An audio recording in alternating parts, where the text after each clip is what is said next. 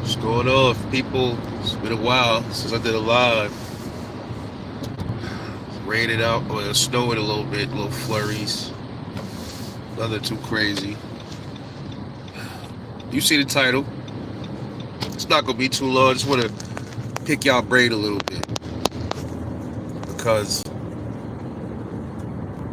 the time that we living in now, uh, I wholeheartedly believe that we are going to see a lot more terror attacks in the United States. I think we gonna probably see them monthly, man. So y'all better just be ready for it. Um, but you see the title. You guys are at a mall. You're at your local mall, an indoor mall, not one of those outside, like the outlet outside malls, nothing like that. And you hear shots go off. You hear ta ta ta ta ta ta ta ta, and then you like, damn, that sounds familiar. AK-47 has a distinct sound to it when it's going off. And it's the summertime, and you got light clothes on, and normally you carry a 9mm or your 40 or your 45. But today just happened to be the day where you just didn't feel like carrying nothing heavy. So you took out your trusty Keltec P32, the lightest current production polymer pistol on the market right now. 7-round magazine capacity, one in the chamber, with a total of 8+1. I'm sorry, 7+1. So 8 rounds total. You have 10-round bags, but let's just say you don't have the 10 rounders. A little tired, and you just stuck with the 7 rounders. Yeah, that's good capacity for a little gun like that. You see, most of these guns that's the same size, their standard capacity is 5 or 6 rounds. Salute, Naraya, if I'm pronouncing it right. Pardon me if I'm not. So you have your 32 caliber pistol on you. That's all you got. This guy comes in the mall and he starts shooting with an AK-47 variant AK, 30, 40 round mags. I mean, to be honest, we know they say never bring a pistol to a rifle fight. Well, it's all you got. It's all you got, right? Salute, Chanel.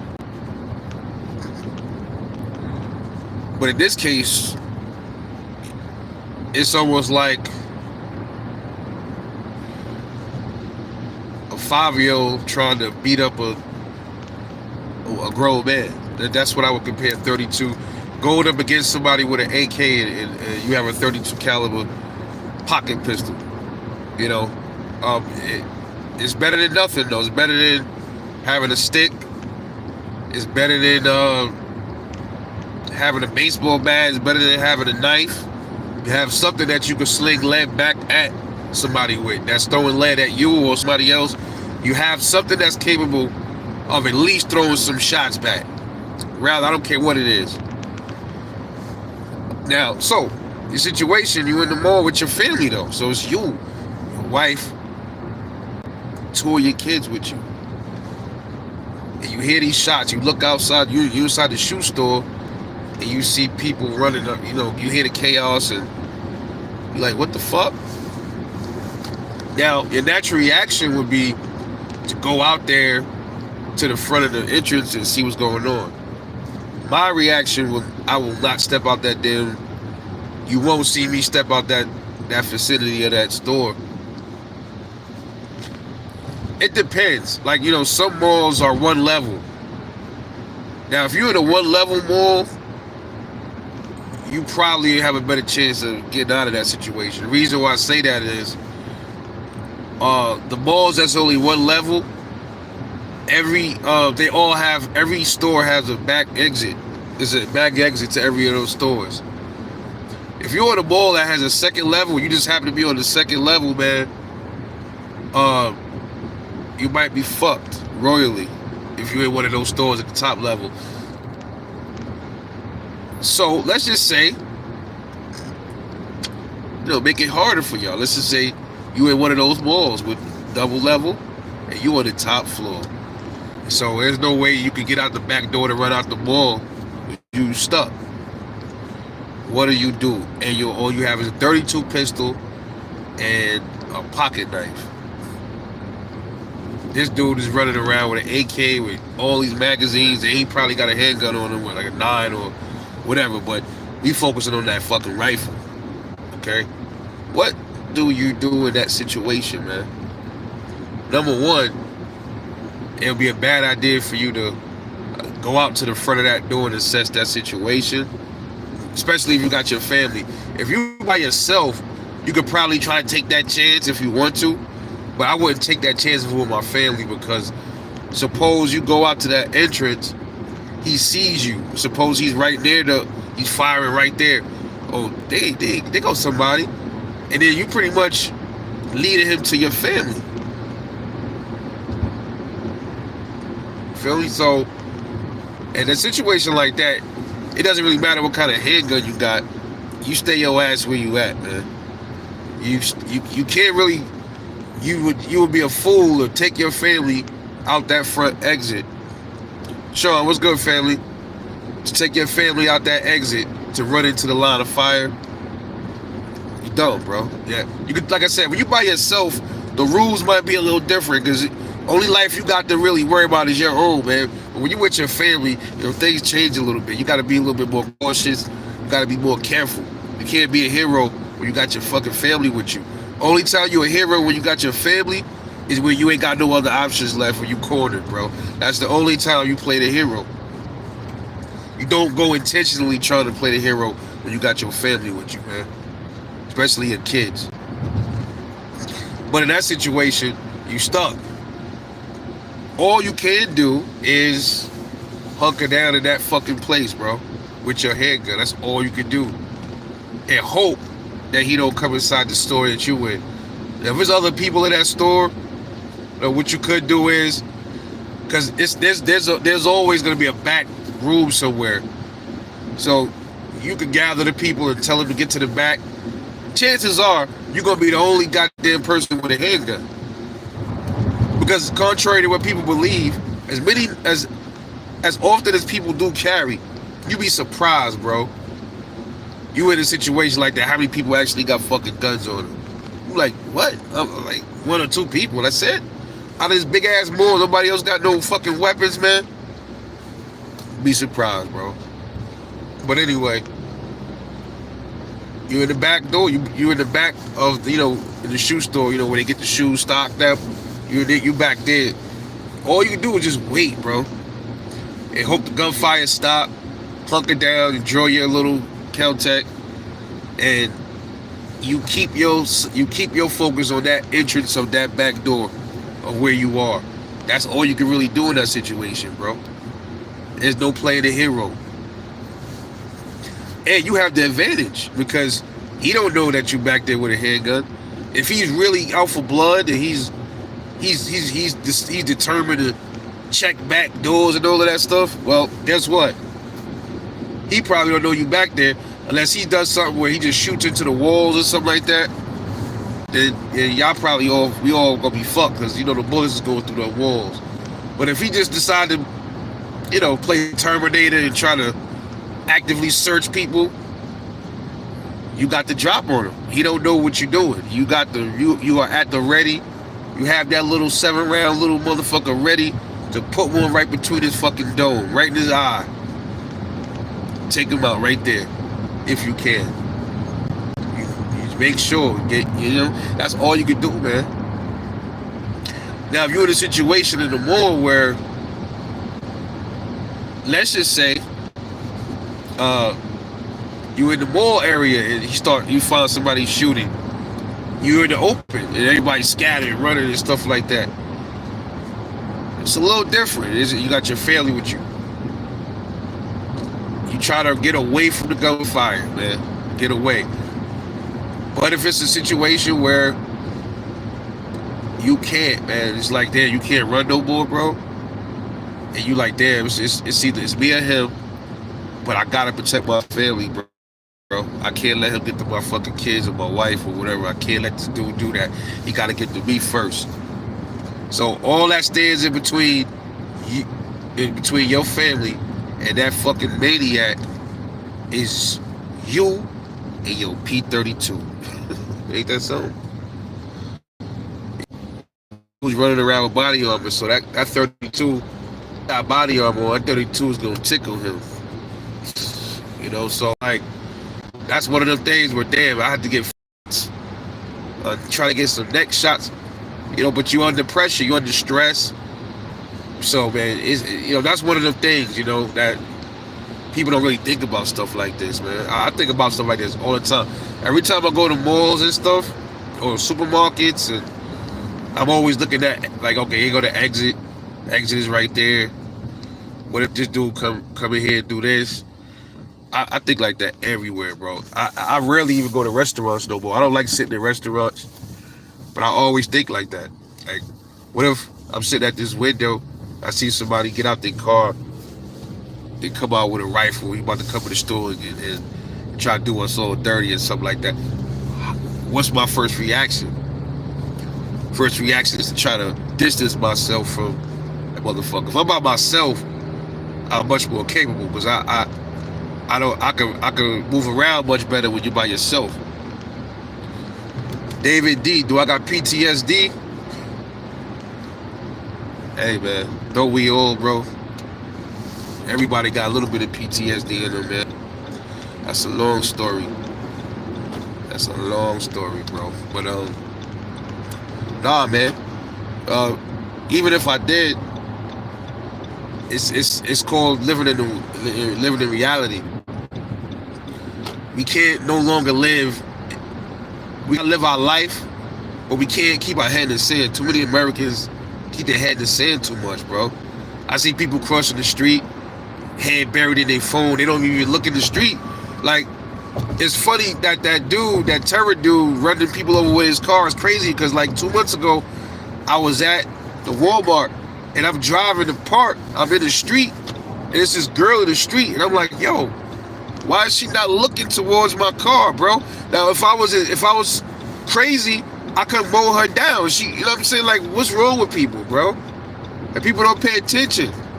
They don't pay attention enough no more, fam. It's crazy. Yeah.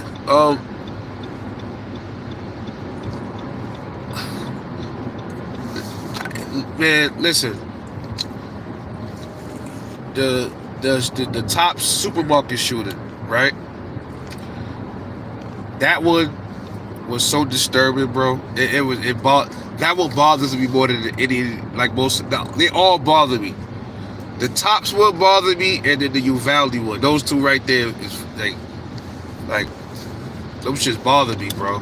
That Uvalde one bothered me because like they just let that shit happen, bro. And some little skinny fucking little twerp, 100 pounds, soaking wet, was able to come in there and do all that damage before he was able to get neutralized, bro. And all those babies, it was innocent. I look at those kids, those are my kids, bro. Those are my kids too.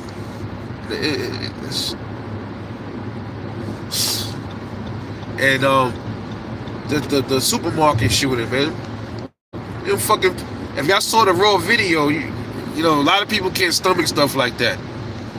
It just infuriated me more. You know, stuff like that don't bother me, but like to watch, but like it got me mad. Like I wish I was dead so I could fucking rip his fucking head off. Like that's how I felt.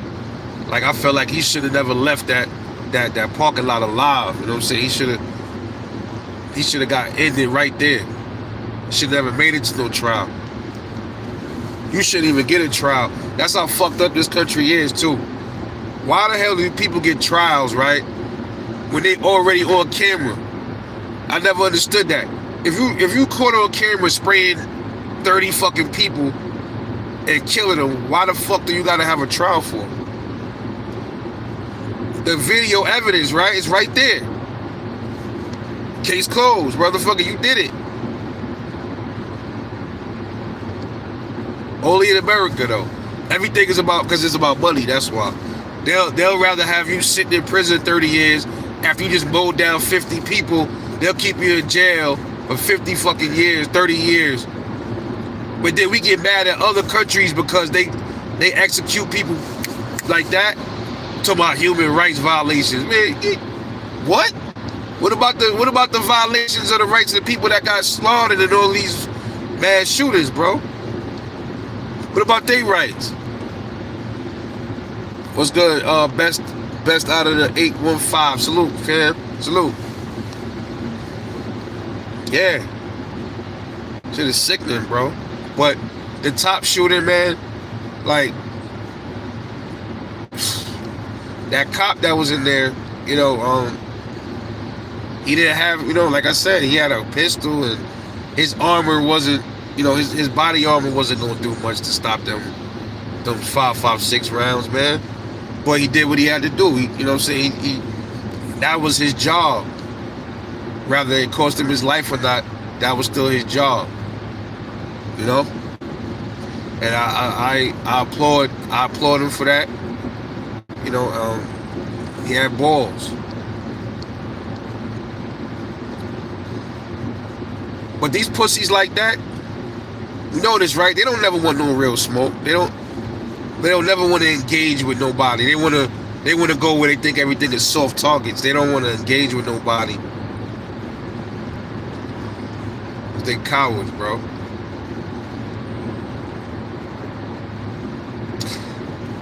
And I was saying, you know, like, damn, like, what if more people in the store was carrying? You know, that's upstate New York. You can carry guns up there, and that's what I be saying. Like, I be like, every time these shootings happen, where do all the people that carry be at, bro? It's like they never around. It's weird, bro. It's fucking weird, bro. Oh, what's good? Oh yeah, y'all was looking at the avatar. I was like, that's little bro. What's good, man? I ain't recognize the name, bro. Yeah, man. I'm just trying to give scenarios, you know, because I think about that a lot too. Like what if because I carry my little 32 a lot. I be finding myself carrying that more than my other carry guns because it's so damn little, man. It's like even when I got on heavy clothes, sometimes I'll carry it by itself. I didn't buy it. I bought it to carry with as a secondary gun. I didn't buy it to carry alone unless like I'm jogging or something like that. But man, I'm so attached to the gun. It's crazy because I'm so attached to the gun. The fucking serial number got my birthday in it, shit, bro. This shit crazy, no lie. I looked at the serial number. I said, this shit got my birthday in it. That's crazy. Real shit. The birth letter and the day. That's crazy. The month and the letter of the month and the day. That's why I don't know how many rounds I put. The gun is 3 years old. I clean it regularly, oil it, put it back in the holster, right back in my pocket. But I do still carry my other handguns, the ones that I have for carry, like my 9. Like right now, this is 40 cal season, so you know I got my 40 with me right now too. But just saying, you know, that little 32 is so small, bro. It's just like, damn, you know, how could you not, you know, how could you leave it home? You know what I'm saying? You know, but going up against somebody with a damn AK, you know, it's not smart to just, oh shit, I got a gun. Let me go after this nigga. Let me go after this motherfucker. I got a 32. Let me go be the hero against somebody with an AK47. No, you don't. Only if you have to, man. Don't be a victim. You know what I'm saying? Think you're gonna take somebody on with a damn rifle, and you don't even have a 9mm. You know. Only, like I said, only way you take him on if you have no choice. He's about to close in on you or your family, innocent people around you.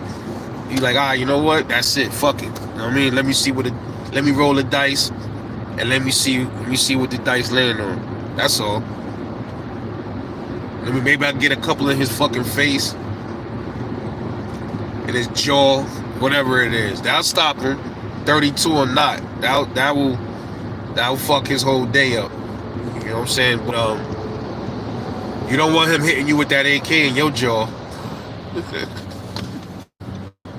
You don't want that. You know, so like, just something to think about, man. And even, you know, it don't even have to be about a 32. It's just something to pick your brain, because a lot of times people that carry don't think about stuff like that. They go about their day. They don't think about the possibilities. Like, today I go outside, this might be the day I run into some shit.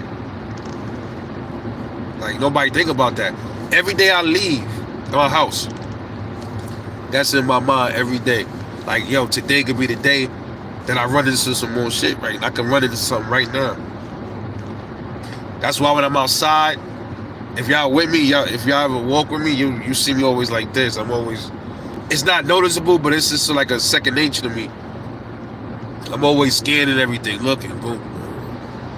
Like I'm scanning my whole scenery, looking at everything, and then I'm like, all right. In the store, same thing. I'm like this. I watch people's hands. I do it second nature. It's not even like I'm trying to do it. It's just like, that's just me. I watch people's hands. I see their hands in their jacket. I don't like how their hands looking in their jacket. I'm looking at them.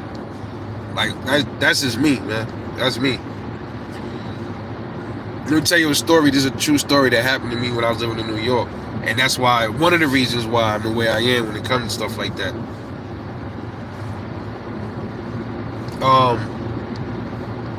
Damn, it's 2:53. Yeah. All right. Anyway, yeah. I got into something a long time ago. I was like, I was 20, 21. Little altercation, little small potatoes, man. Had a little rumble with somebody, and you know, we young. You know, we got into a little scuffle. I beat him up. You know what I'm saying? Normally, hey, you know, you take your loss, bro. I lost a couple of fights. You know what I mean? You come back and you want to do it again, and you know what I'm saying? We keep going. So I beat him up, and you know, he started it. You know, it's always like that. I beat him up, and I ain't seen him again for like 3 days, bro. You know, I ain't seen him. That was kind of strange, because I used to see this dude all the time. Like, I ain't seen him. I'm like, where this dude? Like, it crossed my mind. I'm like, yo, something might be up. He might be on some sneaky shit, because I ain't seen him, but I was always still alert, just making sure. One day, I was at the store, came out the store. Me and my homeboy came out the store, and I seen him. He came in the store. I was watching him, paying attention. He ain't say nothing to me in the store. I'm like, all right, cool. Ain't nothing. He don't want no smoke or whatever. He leave the store first. So I'm like, all right. All I had was a knife. Like, all I had was a knife on me that day. I get out the store. He like, yo, so I'm saying, then he say something to me.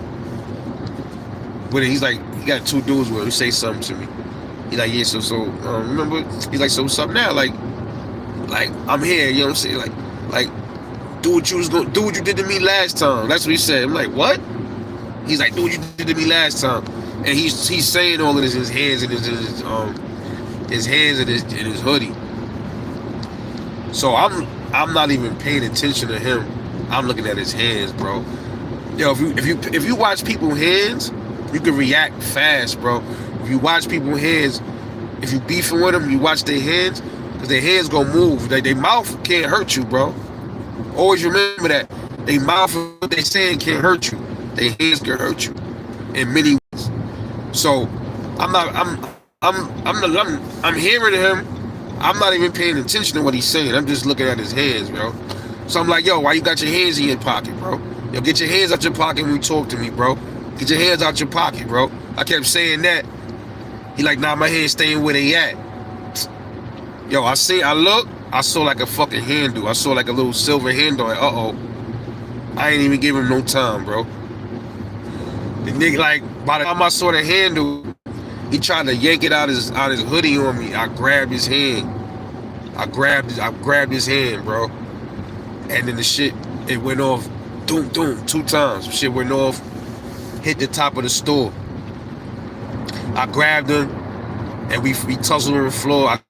I just grabbed I had his whole wrist, like I controlled this nigga wrist. And we both fell. When we fell, the shit fell out of his hand. He got up and ran. True story.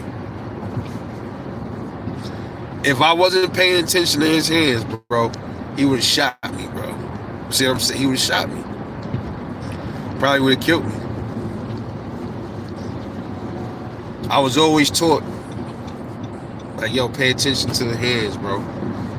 That's what could be, like I was always taught, a person with no hands can't hurt you, for the most part, right? But if a person got hands, they always a threat. So that shit always stuck with me. So can you imagine you riffing with, like, you know how most of the time if you get into an argument, you looking at the person in their face. And that's how people get stabbed. That's how people get stabbed a lot, because they not paying attention to the enemy's hands, bro. You gotta watch the hands. You're not supposed to be that close to somebody arguing anyway. That's another thing why people get hurt.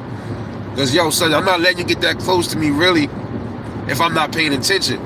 And when dude was talking, like, when he was outside, I don't really be riffing like that, but he wasn't, like, right up on me. I guess because he had the gun, and he felt like, yo, I don't want to be too close because I'm about to pull it on him. That's probably what he was going to do. Because if he was right up on me and yanked it, I would have still grabbed him. I would have tried to grab, but I was already watching his hands, so I don't give a fuck how far he was. If he was within reach, I was gonna grab that motherfucking arm, bro. So, yeah, man, you gotta pay attention out here, bro. You gotta pay attention. Gotta pay attention. But yeah, man, y'all. I'm gonna get off this. Hope y'all find my words enlightening and, you know, educational, and learn from it, bro. Just trust me, you'll live longer, bro. It's Rebel 9, man. Love y'all. Catch y'all on the next one. And I'm off this.